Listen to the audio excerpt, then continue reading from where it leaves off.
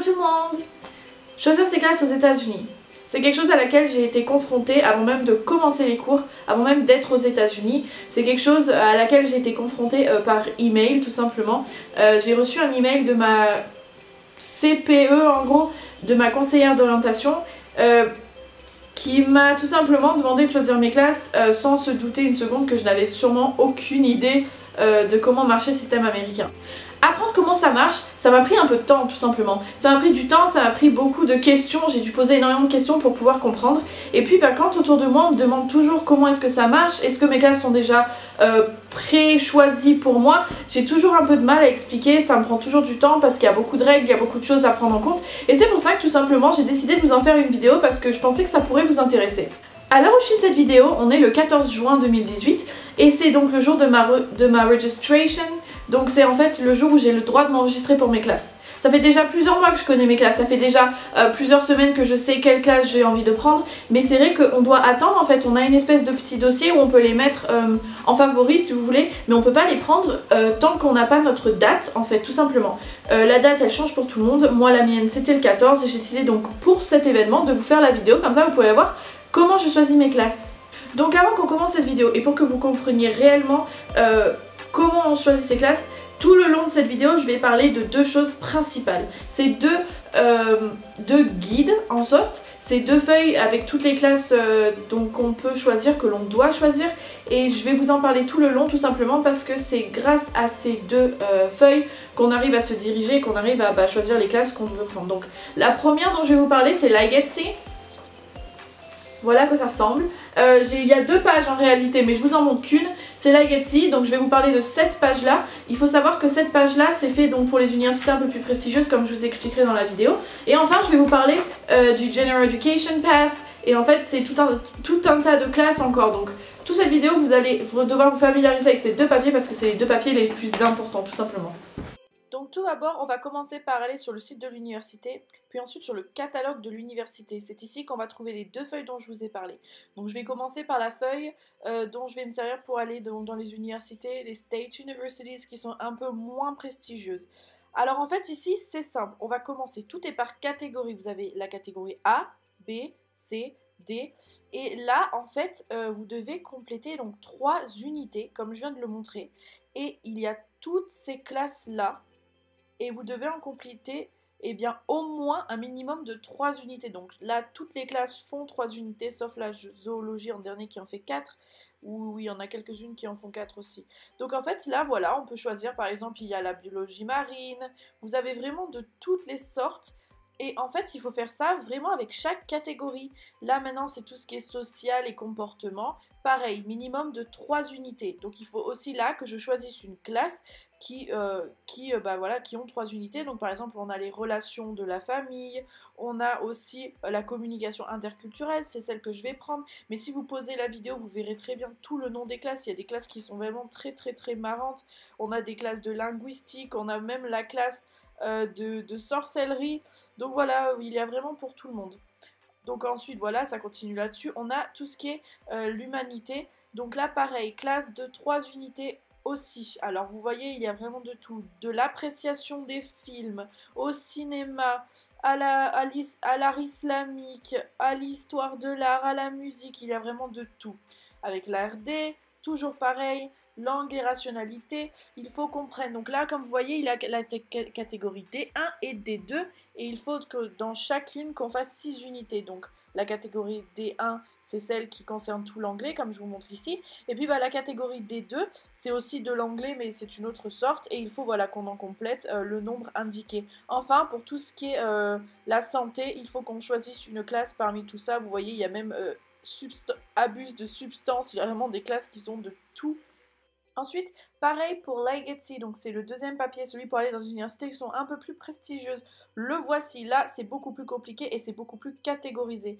Là il y a écrit que pour transférer, il faut qu'on complète 3 classes et une de chaque groupe. Donc on a le groupe A, le groupe B et le groupe C. Parmi ces classes-là, il faut que j'en choisisse une. Et en fait, ça fait comme ça avec tous les groupes.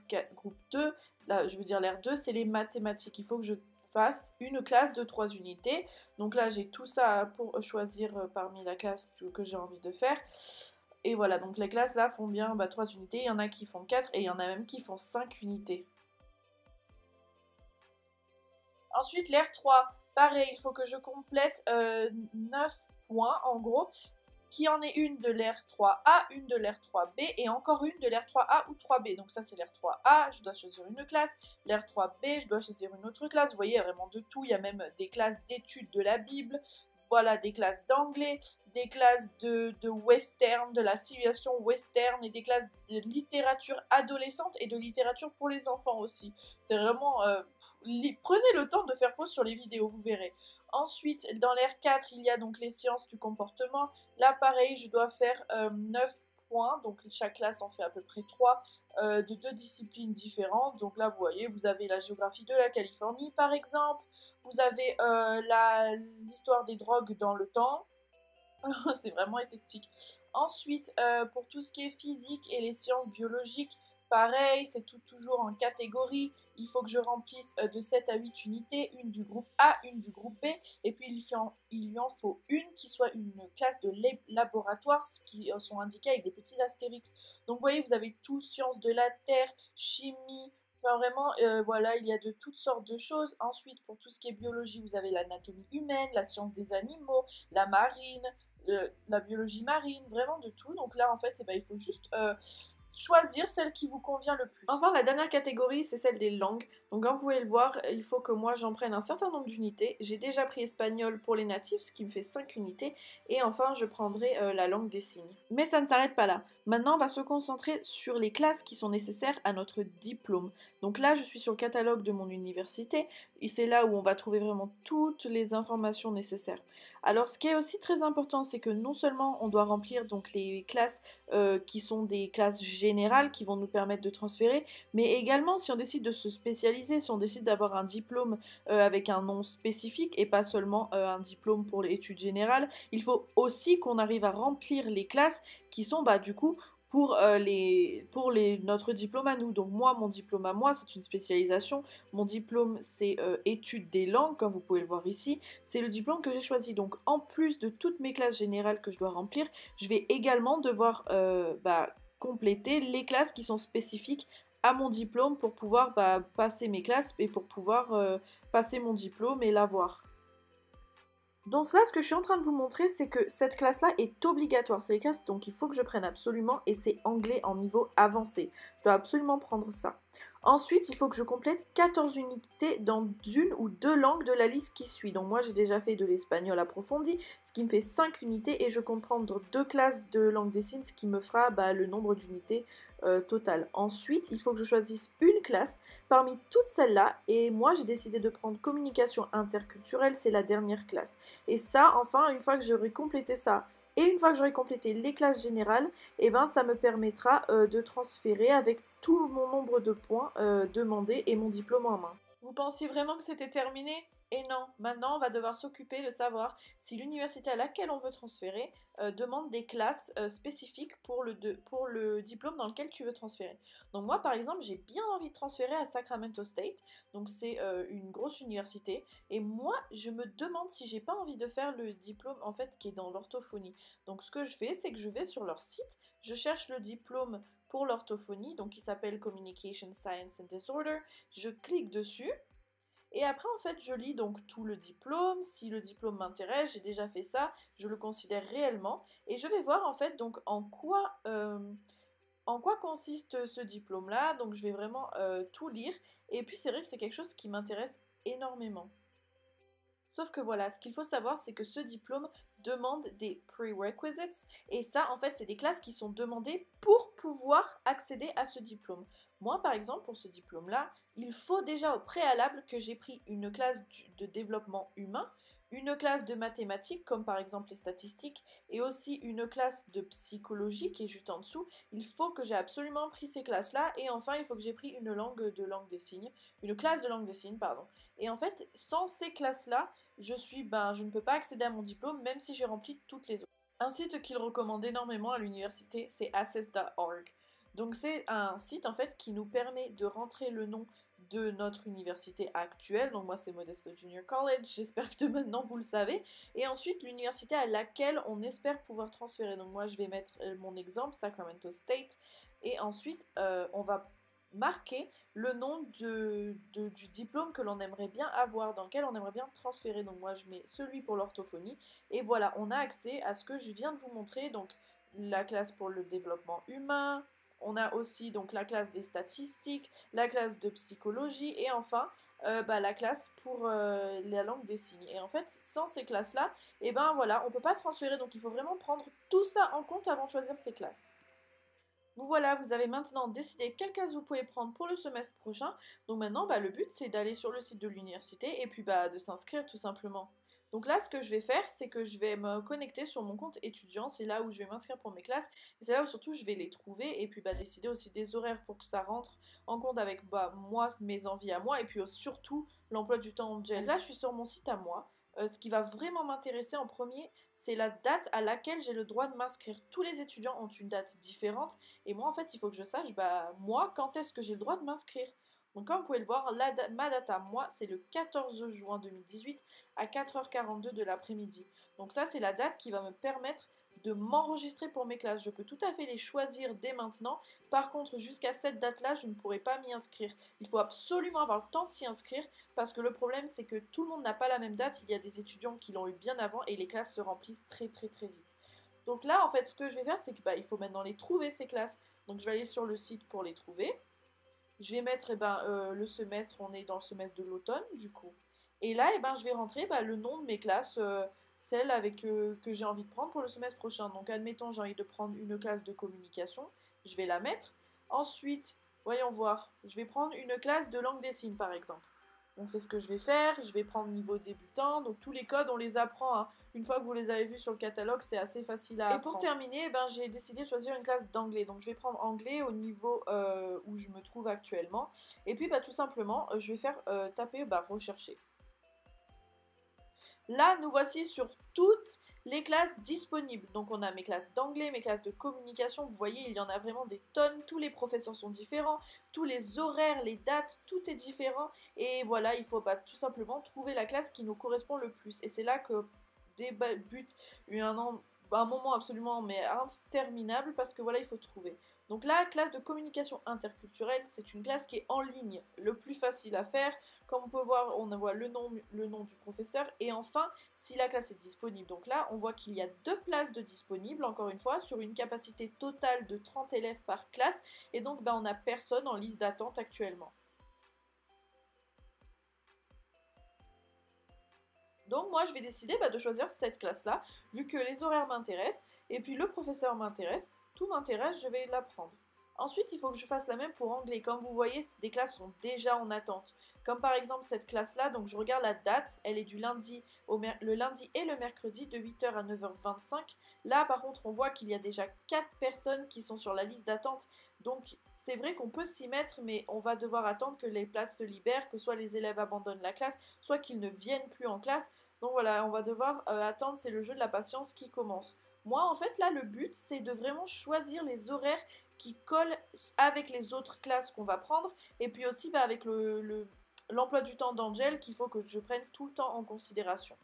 Je choisis également les professeurs, je vais vous montrer dans pas longtemps, il faut que le professeur me convienne. Par exemple, celui-là, il y a énormément de places disponibles et je me demande, mais pourquoi ce professeur-là a-t-il tant de places disponibles quand d'autres ont des classes qui sont absolument pleines et des listes d'attente qui sont encore plus pleines. Donc ça va vraiment être mon rôle à moi de découvrir le professeur qui me correspond le plus. Là, enfin, à la fin, on voit les classes de langue des signes. Donc pareil, je voulais l'apprendre ce semestre-là, mais ça ne va pas être possible parce que comme vous pouvez le voir, il y a 12 personnes sur la liste d'attente. C'est vraiment trop, il n'y aura pas 12 personnes qui abandonneront la classe. Donc voilà, ce sera tout simplement pour le semestre prochain avec un petit peu de chance. Ça y est, j'ai enfin choisi mes classes, donc je ne suis pas encore inscrite parce que l'heure n'est pas arrivée, mais j'ai déjà la possibilité de les mettre dans les classes que je veux garder. Donc comme on peut voir, ma classe d'anglais a déjà 2 personnes en liste d'attente. Ce n'est pas grave, en général, les professeurs sont très généreux et nous permettent de nous inscrire quand il y a si peu d'élèves. Quand le temps sera venu, je n'aurai plus qu'à faire ça, s'inscrire, éventuellement virer une classe si elle ne me plaît pas, et enfin j'appuierai sur le bouton pour pouvoir m'inscrire dans les classes. Pour l'instant, c'est pas encore l'heure, alors je peux pas encore le faire, mais voilà, comme ça, vous avez un exemple. Ce qui est aussi à prendre en considération, et ce que je fais tout le temps, comme la plupart des étudiants américains, c'est tout simplement la réputation de nos professeurs. On paye bien les classes trop chères pour avoir des professeurs qui ne nous plaisent pas. Donc, il y a un site qui est imparable pour ça, c'est ratemyprofessor.com. Donc, à chaque fois, je vais sur le site, je marque le nom de mon université américaine, comme je suis en train de le faire, puis ensuite, je marque le nom de mon professeur qui me plaît. Donc là, par exemple, je vais prendre l'exemple de mon professeur d'anglais, j'ai envie de voir si c'est un bon professeur. Donc, je vais taper son nom sur le site. Et enfin, je vais tout simplement avoir les avis des autres élèves. Donc là, on peut voir qu'il a une note de 3.3 sur 5, donc c'est très bon. Il y a 60% des gens qui reprendraient cette classe. La classe est à peu près assez difficile. Et là, je vais tout simplement lire les avis de tous les élèves, quel type de prof c'est. Voilà, donc il y a toujours des avis négatifs, il y a aussi des avis positifs. Voilà, c'est vraiment s'instruire un maximum et puis comprendre le moyen d'enseignement du professeur et puis prendre des professeurs qui ont des bonnes notes. L'année dernière, c'est ce que j'ai fait. Le semestre dernier, c'est ce que j'ai fait et j'ai vraiment eu des profs en or. Donc j'ai refait ça ce semestre et puis tout simplement, j'ai choisi des professeurs avec des bonnes notes et puis des professeurs qui me correspondaient plus. L'heure d'enregistrement enfin passée, j'ai enfin pu m'enregistrer pour mes classes. Maintenant, on passe à la partie la moins amusante de tout le processus et c'est de payer pour ces classes. Donc j'ai pu m'enregistrer pour un total de 3 classes et ça me fait 2767 $ à charge. C'est parce que tout simplement je n'ai pas pu ajouter ma classe d'anglais qui est sur liste d'attente. Une fois que j'aurai ajouté cette classe, mon semestre me coûtera en tout 3800 $. C'est un peu moins en euros, heureusement d'ailleurs. Donc voilà, ça c'est la dure réalité des études aux États-Unis. Je voulais vraiment ajouter cette partie à ma vidéo pour que vous compreniez que ce n'est pas que des arcs-en-ciel et le paradis. Étudier aux États-Unis, ça coûte très cher. Donc ça, c'est ce que je vais faire. Je vais vous montrer maintenant à quoi ressemble une classe en liste d'attente. Donc on peut voir la classe tout au début. C'est ma classe qui est sur liste d'attente. Actuellement, je suis 3e sur 4, donc c'est très bon, hein. Il y a beaucoup d'élèves qui se désistent. Il faut aussi qu'on y aille le premier jour de cours et les profs en général nous donnent des codes pour qu'on puisse s'enregistrer par la suite. Quelque chose à savoir, c'est que les études aux États-Unis sont beaucoup plus chères pour les étudiants étrangers. Moi, pour 12 unités en tout, je paye 3800 $. Angel, pour 12 unités en tout, il en paye 600. Donc vous voyez, la différence est absolument astronomique. Et voilà, c'est la fin de la vidéo. Ce qui me ferait plaisir, c'est que maintenant vous mettiez en commentaire les classes que vous aimeriez prendre. Prenez un temps et faites pause sur la vidéo tout simplement. Regardez un peu les classes qui sont offertes et dites-moi en commentaire quelle classe vous aimeriez bien choisir si vous avez le choix tout simplement. Et donc moi je pars aux États-Unis dans 4 jours. J'ai vraiment très hâte de partager tout ça avec vous. Le fait que mon frère va venir avec moi, ça va être absolument génial. Tout simplement, j'espère vraiment que vous allez profiter de vos vacances. Je vous souhaite vraiment de très bonnes vacances. N'hésitez pas à vous abonner à ma chaîne si ça vous intéresse, si la vie aux États-Unis vous intéresse. Il n'y a pas que les cours aux États-Unis. C'est vrai que c'est mon domaine principal parce que c'est vrai que j'étudie là-bas et c'est un peu le but de ma chaîne. Mais il y a tout un tas d'autres choses que je vais faire. La nourriture aux États-Unis, les cultures, les coutumes. Voilà. Bon, jusqu'alors, passez de bonnes vacances. Ciao!